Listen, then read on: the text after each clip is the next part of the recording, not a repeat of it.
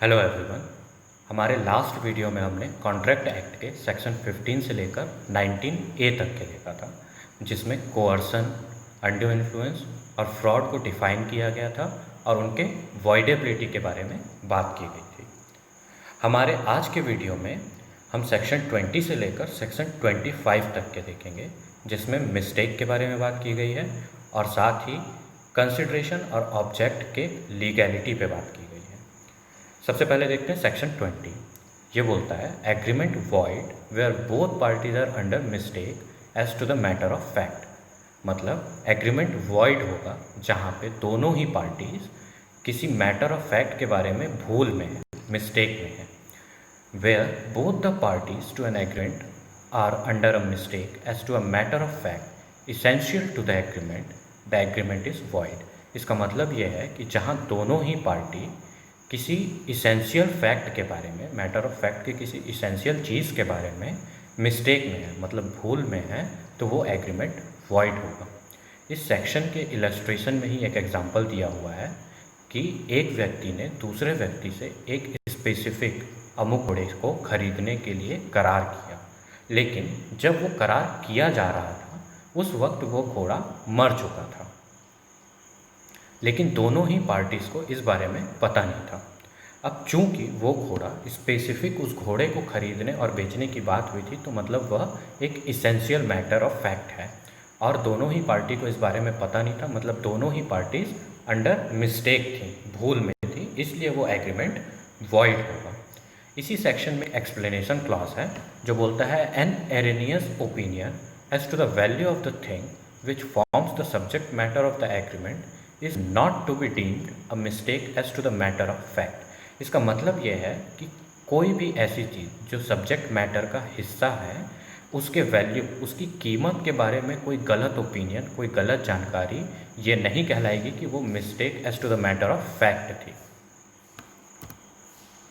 Section 21 देखते हैं। ये बात करता है effect of mistake as to law. मतलब लॉ की जब मिस्टेक होगी, लॉ की जब भूल होगी, तो उसका इफेक्ट क्या होगा। A contract is not voidable because it was caused by a mistake as to any law in force in India. इसका मतलब यह है कि कोई कॉन्ट्रैक्ट सिर्फ इसलिए वॉइडेबल नहीं हो जाएगा क्योंकि पार्टीज जो थी वो भूल में थी। किस बारे में? किसी ऐसे लॉ के बारे में जो इंडिया में इन्फोर्स्ड है। अगर इंडिया में इन्फोर्स्ड लॉ की बात है और उसके बारे में कोई भूल है तो वो कॉन्ट्रैक्ट वॉइडेबल नहीं होगा। But a mistake as to a law not in force in India has the same effect as a mistake of fact. मतलब कोई भी ऐसा लॉ जो इंडिया में इन्फोर्स्ड नहीं है, अगर उसके बारे में कोई भूल होती है तो उसका इफेक्ट वही होगा जो एक मिस्टेक ऑफ फैक्ट का इफेक्ट होता है। सेक्शन 21 देखते हैं। Contract caused by mistake of one party as to matter of fact. Section 20 जब हम देख रहे थे तो उसमें दोनों पार्टी मिस्टेक में थी मैटर ऑफ फैक्ट के बारे में। सेक्शन 22 बात करता है अगर कोई एक पार्टी मिस्टेक में है मैटर ऑफ फैक्ट के बारे में। अ contract is not voidable merely because it was caused by one of the parties to it being under a mistake as to the matter of fact। मतलब कोई भी contract सिर्फ इसलिए वॉइडेबल नहीं होगा क्योंकि कोई एक पार्टी किसी मिस्टेक में थी। किसके बारे में? मैटर ऑफ फैक्ट के बारे में।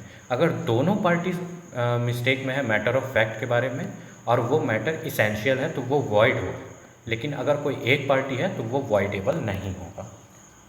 सेक्शन 23 बात करता है what consideration and objects are lawful and what not. जब हम सेक्शन 10 पढ़ रहे थे व्हाट एग्रीमेंट्स आर कॉन्ट्रैक्ट, उसमें एक इसेंशियल एलिमेंट्स था कि एग्रीमेंट का कंसिडरेशन और ऑब्जेक्ट दोनों लॉफुल होना चाहिए तभी वो कॉन्ट्रैक्ट होगा। सेक्शन 23 उसी चीज़ को डिफाइन करता है कि कौन से कंसिडरेशन और ऑब्जेक्ट लॉफुल होंगे और कौन से लॉफुल नहीं होंगे। द कंसिडरेशन और object on off agreement is lawful unless. Consideration और ऑब्जेक्ट किसी भी एग्रीमेंट के लॉफुल होंगे सिवाय कब?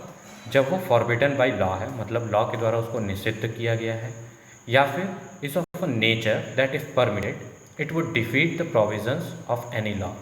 या फिर अगर उसको अलाउ किया गया, अगर उसको परमिट किया गया तो वो किसी लॉ के प्रोविज़न को डिफीट करेगा उसको मार देगा या उससे बचाएगा किसी को, तो वो लॉफुल नहीं माना जाएगा। और इस फ्रॉडुलेंट या फिर वो कपटपूर्ण है और इन्वॉल्व्स और implies injury to the person और प्रॉपर्टी ऑफ अनदर। इसका मतलब यह है कि अगर कोई कंसिडरेशन या ऑब्जेक्ट किसी पर्सन को क्षति पहुंचाता है या किसी पर्सन की प्रॉपर्टी को क्षति पहुंचाता है तो वो लॉफुल नहीं माना जाएगा। फॉर एग्जांपल, अगर दो व्यक्ति ये कॉन्ट्रैक्ट करते हैं कि कोई किसी को मार देगा, मृत्यु कारित कर देगा, तो उसको पैसे दिए जाएंगे, तो यह लॉफुल ऑब्जेक्ट नहीं है, क्योंकि इसके कारण किसी पर्सन को इंजरी हो रही है, किसी पर्सन को क्षति पहुंच रही है। आखिरी है, और the court regards it as immoral और opposed to the public policy. इसका मतलब यह है कि अगर कोर्ट उसको इमोरल समझता है या फिर वो पब्लिक पॉलिसी के खिलाफ है।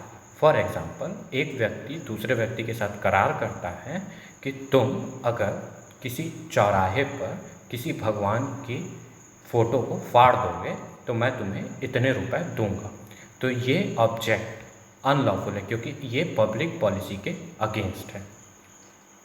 In each of these cases, the consideration or object of an agreement is said to be unlawful। मतलब इन सारे केसेस में कंसिडरेशन या ऑब्जेक्ट अनलॉफुल कहलाएंगे। Every agreement of which the object और consideration is unlawful is void. मतलब हर वो agreement जिसमें ऑब्जेक्ट या कंसिडरेशन अनलॉफुल है वो वॉइड होगा, मतलब शून्य होगा। सेक्शन 24 बोलता है, agreement void if considerations and objects unlawful in part. ये बहुत इंपॉर्टेंट सेक्शन है और काफ़ी कंफ्यूजिंग है। ये बोलता है एग्रीमेंट वॉइड होगा, एग्रीमेंट शून्य होगा अगर कंसिडरेशन एंड ऑब्जेक्ट्स अनलॉफुल है पार्ट में भी। इसको समझने के लिए आप एक चीज़ याद रखिए कि इसमें एक चीज़ सिंगल होगी और एक चीज़ मल्टीपल होगी। इसका मतलब ये है कि या तो ऑब्जेक्ट सिंगल होगा या कंसिडरेशन, और उसके बाद की जो भी चीज़ होगी वो मल्टीपल होगी। मतलब अगर ऑब्जेक्ट सिंगल है तो कंसिडरेशन मल्टीपल होगा, और अगर कंसिडरेशन सिंगल है तो ऑब्जेक्ट मल्टीपल होगा। और जो भी चीज़ मल्टीपल है, अगर उसका कोई भी पार्ट या कोई भी चीज़ अनलॉफुल है तो वो एग्रीमेंट वॉइड होगा। सेक्शन 25 बात करता है अग्रीमेंट विदाउट कंसिडरेशन वॉइड। मतलब अब कोई भी एग्रीमेंट जो कंसिडरेशन के बिना किया गया है वो वॉइड होगा, शून्य होगा, unless it is in writing and registered, सिवाय तब के जब वो राइटिंग और रजिस्टर्ड है, या फिर एक ऐसा प्रॉमिस है, is a promise to compensate for something done.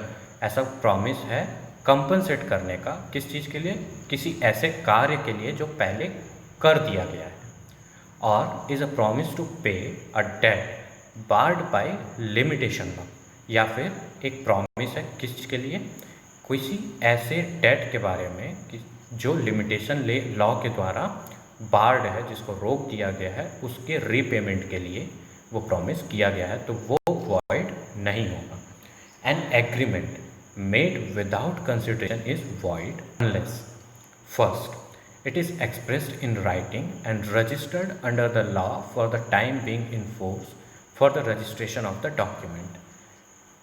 Her agreement जो कंसिडरेशन के बिना किया गया है वो वॉइड होगा, सिवाय कब के, जब वो राइटिंग में किया गया है और उस समय जो रजिस्ट्रेशन ऑफ डॉक्यूमेंट्स का जो भी लॉ इन्फोर्स्ड है उसके तहत उसको रजिस्टर किया गया है।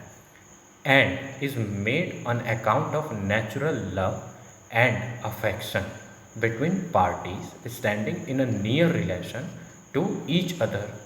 मतलब ये पहला जो रिक्वायरमेंट है वो है कि वो राइटिंग में होना चाहिए और रजिस्टर्ड होना चाहिए, और साथ में वो किस लिए किया गया होना चाहिए, on account of natural love, नैसर्गिक प्रेम के तहत किया गया होना चाहिए, या अफेक्शन, चाहत के तहत किया गया होना चाहिए।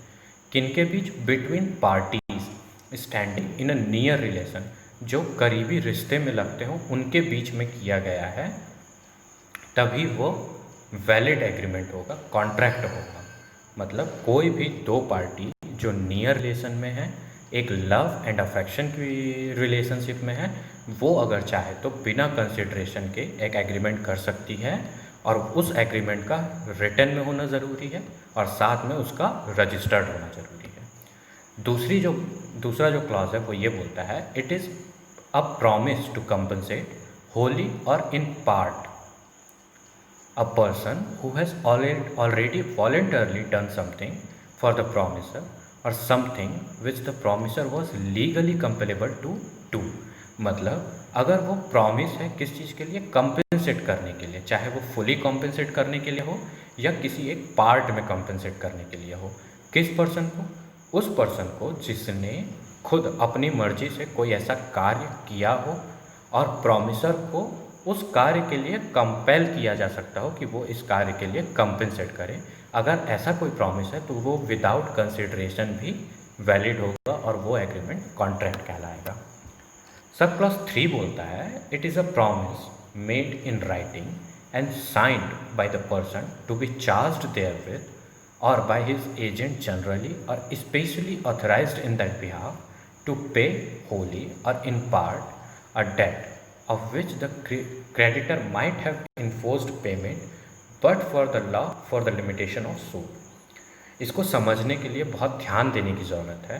इमेजिन करिए कि एक व्यक्ति ने दूसरे व्यक्ति से एक कर्ज लिया और वह कर्ज टाइम बार्ड हो गया, मतलब लिमिटेशन जो सूट्स का है उसके तहत उसको सूट को लाया नहीं जा सकता, उसको कोर्ट में नहीं लाया जा सकता।